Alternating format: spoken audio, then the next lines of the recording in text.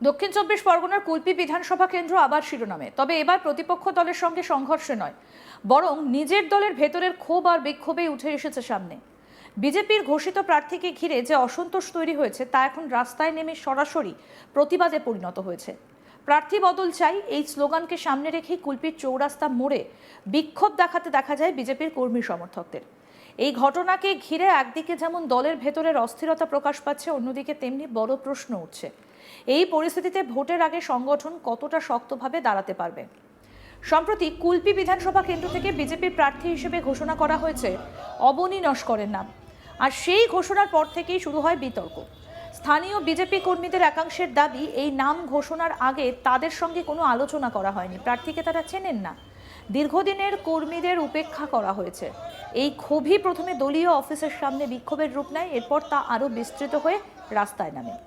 কুলপির চৌরাস্তা মোড় একটা গুরুত্বপূর্ণ যোগাযোগ কেন্দ্র, সেই জায়গাতেই জড়ো হন বিজেপির কর্মী সমর্থকরা। স্লোগান, প্ল্যাকার্ড, অবরোধ সব মিলিয়ে পরিস্থিতি উত্তপ্ত হয়ে ওঠে। প্রধান দাবি একটাই, প্রার্থী বদল করতেই হবে।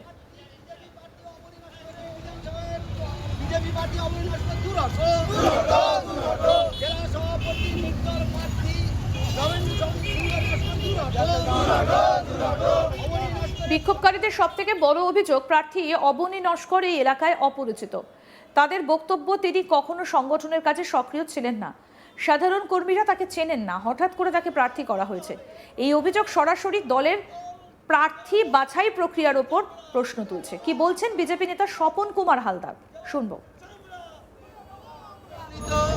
যে প্রার্থী অবনী নস্কর, সেই অবনী নস্করের প্রত্যাহারের দাবিতে, প্রার্থী পদ প্রত্যাহারের দাবিতে এই বিক্ষোভ। কারণ এই অবনী নস্কর হলো বিজেপি কুলপি বিধানসভার একজন অচেনা মুখ। নবেন্দু সুন্দর নস্কর জেলা সভাপতির খুড়তুতো ভাই।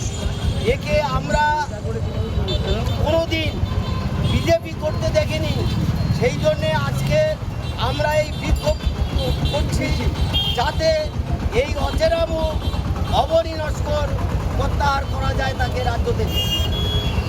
আপনারা কাকে কোনো প্রার্থী মনোনীত করেছেন? তা আরও অনেক লোক আছে যারা প্রার্থী পদের জন্য যোগ্য বা যোগ্য, তাদের যে কোনো একজনকে প্রার্থী করুক, আমাদের দাবি এইটা। এই ঘটনায় আরও একটা গুরুতর অভিযোগ সামনে এসেছে। বিক্ষোভকারীরা দাবি করেছেন, মথুরাপুর সাংগঠনিক জেলার সভাপতি নবেন্দু সুন্দর নস্করের বিরুদ্ধে স্বজন পোষণ বা পক্ষপাতিত্বের অভিযোগ রয়েছে। তাদের মতে প্রার্থী নির্বাচন স্বচ্ছভাবে হয়নি, ব্যক্তিগত প্রভাব খাটিয়ে সিদ্ধান্ত নেওয়া হয়েছে। এই অভিযোগ যদি সত্যি হয়, তাহলে তা দলের ভেতরের গণতান্ত্রিক প্রক্রিয়ার ওপর বড় আঘাত। এই পুরো ঘটনার মধ্যে সবথেকে গুরুত্বপূর্ণ বিষয় হচ্ছে দলের শীর্ষ নেতৃত্বের নীরবতা। বিক্ষোভকারীদের দাবি, তারা বিষয়টা জানিয়েছেন কলকাতার দলীয় দফতরে, কিন্তু এখনো পর্যন্ত কোনো স্পষ্ট উত্তর পাননি। এই নীরবতাই ক্ষোভকে আরও বাড়িয়ে দিচ্ছে। পরিস্থিতি এতটাই জটিল হয়ে উঠেছে যে বিক্ষোভকারীরা সরাসরি ভোট বয়কটের ডাক দিয়েছেন। এটা একটা গুরুতর বিষয়, কারণ এতে দলের ভোট ব্যাংকের সরাসরি প্রভাব পড়তে পারে, বিরোধীরা সুযোগ পেতে পারে, সংগঠনের ভিত দুর্বল হয়ে যেতে পারে। বিক্ষোভের জেরে এলাকায় পুলিশ মোতায়েন করা হয়। পুলিশের কাজ পরিস্থিতি নিয়ন্ত্রণে রাখা, অবরোধ তুলতে বিক্ষোভকারীদের বোঝানো, আইন শৃঙ্খলা বজায় রাখা। এখনো পর্যন্ত বড় কোনো অশান্তির খবর না থাকলে পরিস্থিতি উত্তেজনাপূর্ণ।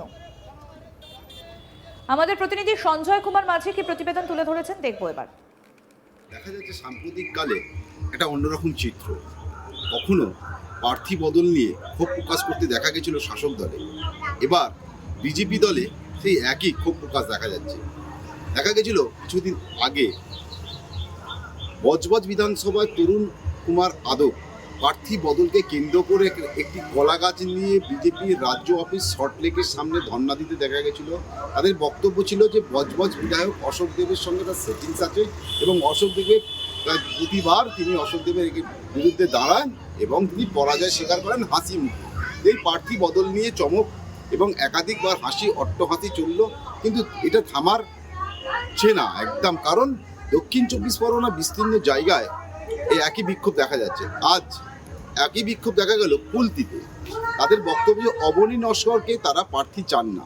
তারা বিজেপি রাজ্য অফিসে গিয়েছিলেন এবং সেখানে গিয়ে তারা বিক্ষোভ দেখান এবং সরাসরি তারা ক্যামেরার সামনে বলেছেন যে অবনী নস্কর তিনি এখানকার স্থানীয় বাসিন্দা নন, ওনাকে চায় না। কিন্তু জেলা অফিস থেকে বক্তব্য পরিষ্কার, তার নামে Narendra Modi sign and stamp আছে, প্রার্থী বদল হবে না। রীতিমধ্যে এটা চাঞ্চল্য সৃষ্টি হয় এবং কুলপিতে তারা রাস্তায় মিছিল করেন এবং মিছিল করে পরিষ্কার সাফ কথায় জানিয়ে দেয় অবনী নস্করকে প্রার্থী বদল করতে হবে। কারণ অবনী নস্কর স্থানীয় মানুষ নন এবং তার পরিপ্রেক্ষিতে অন্য কোনো প্রার্থী আনতে হবে। অবনী নস্করকে তারা বিরুদ্ধে তারা এতটাই ক্ষোভ উগড়ে দিয়েছেন যে অবনী নস্করকে তারা পছন্দ করছেন না এবং অবনী নস্করকে যদি প্রার্থী করা হয় আগামী দিন তারা ভোট বয়কট পর্যন্ত করতে পারে, এমনটাই তারা পরিষ্কার জানাচ্ছেন। অপরদিকে শাসক দল এই বিষয়টা নিয়ে একটু হাসছে। ধর্মতলায় মিঠুন চক্রবর্তীর হাসি যেন এখন তৃণমূলদের সেই হাসিটা ফেরত দিচ্ছে। তারা বলছেন ক্ষমতায় আসবেন, সরকার পরিবর্তন করবেন, উন্নয়ন করবেন, SIR করেছেন, প্রার্থীর একাধিক অভিযোগ তুলেছেন তৃণমূল দুর্নীতিগ্রস্ত পার্টি। এখন তো এরা ক্ষমতায় আসতে পারলো না, এখন থেকেই গোষ্ঠী দ্বন্দ্ব প্রকাশ্যে আসছে, এমনটাই তৃণমূল পক্ষ থেকে জানানো হচ্ছে।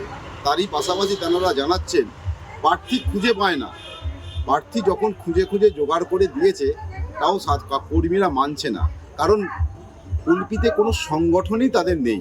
তারই পাশাপাশি তারা জানিয়েছেন যদি সংগঠন থাকতো তাহলে বহিরাগত আনা হচ্ছে কেন। একাধিকবার তৃণমূল সুপ্রিমো মমতা বন্দ্যোপাধ্যায়ের মুখে শোনা যায় বহিরাগতকে প্রার্থী করা হচ্ছে, সেই কথা যেন সত্য হচ্ছে। এখন খোদ বিজেপির কর্মীরা বলছেন বহিরাগত অবনী নস্করকে তারা প্রার্থী হিসাবে মানতে চাইছেন না। শাসক দলের এই ভূমিকা এবং শাসক দলের কটাক্ষে উঠতি কিছুটা হলেও কুলপিতে বিজেপি কোণ ঠাসা হচ্ছে। প্রকাশ্য চলে এসেছে তাদের গোষ্ঠী কন্দল, তারা প্রকাশ্যে রাস্তার মধ্যে। পরিস্থিতি এতটা খারাপ হয় যে কুলপি থানাকে আসতে হয় ঘটনাস্থলে। তারই পাশাপাশি তাদের বুঝিয়ে সুঝিয়ে প্রশাসনকে হস্তক্ষেপ করতে হয়। প্রশাসন হস্তক্ষেপ করে তাদের রাস্তা থেকে অবরোধ তোলেন এবং রাস্তার পাশ থেকে তারা সরান। অবশেষে প্রশাসন এবং তৃণমূল পক্ষ থেকে বলছে পুলিশ তো তৃণমূলের দলদাস একাধিকবার বলে, তাহলে সেই পুলিশ কিন্তু আজকে যদি দলদাস হতো তাহলে গোষ্ঠীদ্বন্দ্বটা যে রাস্তায় প্রকাশ্যে এসে গেছিল সেটা থামতে দিত না বা বাড়তে আরও সাহায্য করত। এরই পাশাপাশি তৃণমূল পক্ষ থেকে আরও জানানো হচ্ছে যে এদের কোনো কুলপিতে জমি নেই, জমি ধরে রাখার জন্য চেষ্টা করছে মারিয়া, কিন্তু যাকে তাকে প্রার্থী করলে তো আর নির্বাচন করা যায় না, সারা বছর দেখা যায় না। খোদ বলছেন বিজেপি কর্মী সমর্থন না। এরই পাশাপাশি তিনি আরও জানাচ্ছেন যদি সংগঠন বা কোনো কিছু থাকতো তাহলে হয়তো আজ কুলপিতে বিজেপি দলীয় পতাকা এবং বিজেপি কর্মীরা ক্ষোভ প্রকাশ করতো না, এমনটা জানাচ্ছেন।